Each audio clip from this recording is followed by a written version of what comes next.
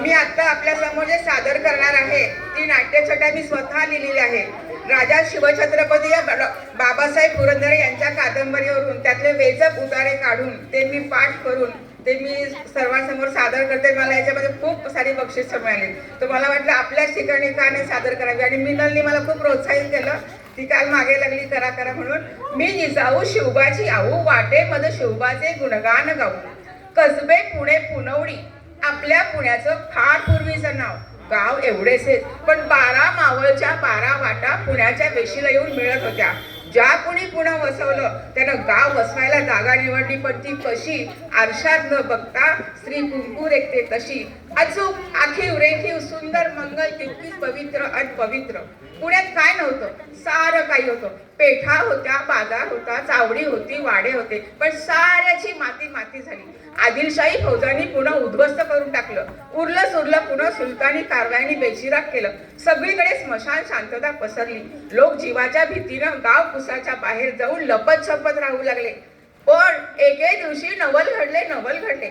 दादोजी पंत कोंडदेव त्यांच्या समवेत जिजाऊ भाऊसाहेब आणि बाल शिवबा पुण्याच्या वेशीतून प्रवेश करते झाले. लोकांच्या नजरा उंचावल्या, चेहरे खुल्ले खुल्ले हसले.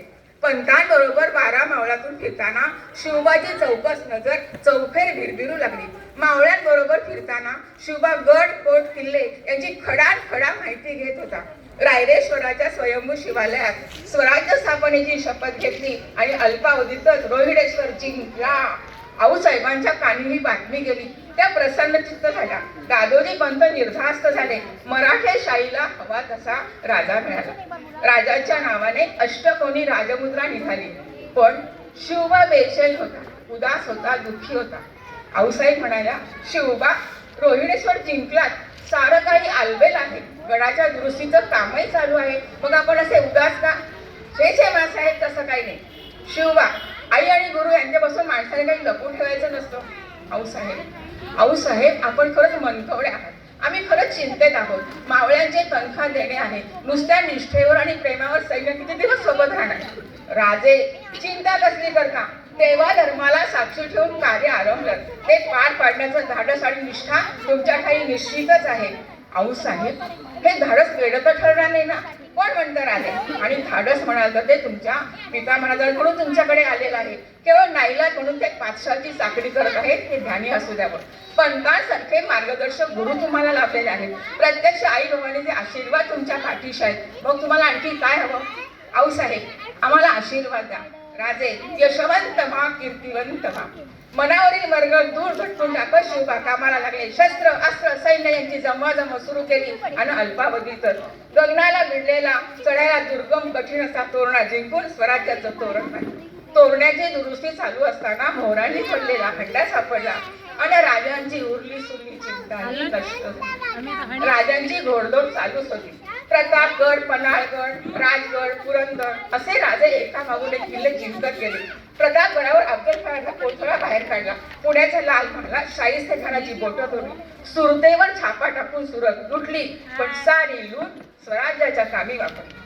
काशीचे वेदमूर्ती गागाभट्टांनी सूचित केल्याप्रमाणे राजांना राज्याभिषेक करण्याचे ठरले. त्यासाठी सप्त नद्या सप्तसागर यांचं पवित्र जल आणलं गेलं. त्या पवित्र जलाने राजे शुचिर्भूत झाले. भरजरी वस्त्रे नेली, भारी अष्टगंध रेगले, डोईवर जिरेटोप घातला अन राजे निघाले. देवाधिकांचे दर्शन घेतले. आऊसाहेबांना वंदन केले. धीर गंभीर पावले टाकत सिंहासनाला पदस्पर्श न करता राजे अलगद सिंहासनारूढ झाले. केवढी नम्रता, केवढी विनम्रता. 16 सुवासिनी 16 कुमारिकांनी राजांना पंचारतीने औक्षण केले. भारी कुमकुम तिलक घटला. सोन्याच्या फुलांची उधळण झाली. सुगंधित फुलांची पुष्पवृष्टी. गागाभट्टांनी हिरे, रत्न, माणिक, मोती, सुवर्ण, रजत यांनी जडवलेले छत्र राजांच्या डोक्यावर धरले आणि उच्च स्वरात घोषणा केली. क्षत्रिय कुलावतंस गो ब्राह्मण प्रतिपालक सिंहासनाधीश्वर राजा धिराज श्रीमंत छत्रपती शिवाजी महाराज की जय. दशा दिशा जनावर गेल्या. हत्तीवरून साखर वाटली गेली. सगळीकडे आनंदी आनंद झाला. तोफांचे बार उडाले. बंदुकीच्या फैरी चढल्या. नृत्यांगणाने ठेका धरला. पाठस्तुती सुमने गाऊ लागली. प्रत्येक जण कुजबुजू लागला. आपला राजा छत्रपती झाला. आपला राजा छत्रपती झाला. आऊसाहेबांनी गगनाकडे पाहून डोळे मिटले आणि म्हणाले, महाराज, आपला शिवबा छत्रपती झाला, आपला शिवबा छत्रपती झाला. याच दिवसाची पाहिली होती वाट आज आमच्या मनीची पूर्ण झाली असो. निश्चयाचा महामेरू, सकल जनाचा आधारू, अखंड स्थितीचा निर्धारू, श्रीमंत योगी, नीतिवंत, कीर्तिवंत, पुण्यवंत, वरदवंत, यशवंत, गुणवंत, जाणता राजा, जाणता राजा, जाणता